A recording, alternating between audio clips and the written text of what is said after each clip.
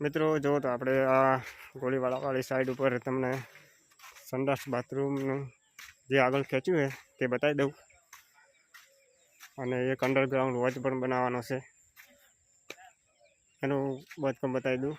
જે આ લાઈનથી બધા રૂમ ને રસોડું બધું આમાં આવી ગયું, અને આગલા ભાગમાં એક ખુલ્લો હોલ અને સંડાસ બાથરૂમ રાખેલા છે એ પણ બતાવું તમને. તો મિત્રો જો આ વોચ છે પાણીનો અંડરગ્રાઉન્ડ, અને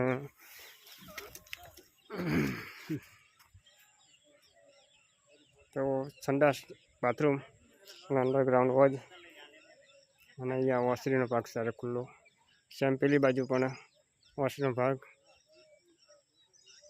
સંડાસ બાથરૂમ અને અંડરગ્રાઉન્ડ વોચ. તો મિત્રો આ રીતે બાંધકામ કરેલું છે. જે આગલી સાઈડ 4 રૂમ છે, એમાં કોર્નર પર કિચન, બેડરૂમ અને 2 રૂમો. સેમ પેલી બાજુ પણ એ રીતનું છે. તો મિત્રો આ બાંધકામ તમને કેવું લાગ્યું? સારું લાગ્યું હોય તો લાઈક કરજો, કોમેન્ટ કરજો, અને નવા હોય તો આઈડીને ફોલો કરજો.